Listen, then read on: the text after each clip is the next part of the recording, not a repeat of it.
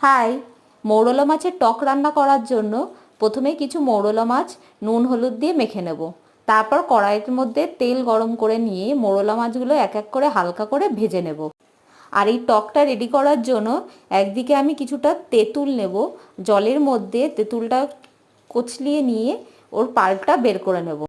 এইভাবে তেঁতুল জলটা রেডি হয়ে গেলে ওই তেলের মধ্যেই বা সামান্য কিছু তেল দিয়ে কালো জিরে আর কাঁচা লঙ্কা ফোড়ন দিয়ে নেব। ফোড়ন হয়ে গেলে ওই তেলের মধ্যেই নুন হলুদ দিয়ে একটু নাড়াচাড়া করে আগের থেকে যে তেঁতুলের জলটা বের করে রেখেছি ওটা কড়াইতে ঢেলে দেবো। তার সাথে আমি ঝোলের জন্য কিছুটা পরিমাণে জলও অ্যাড করব।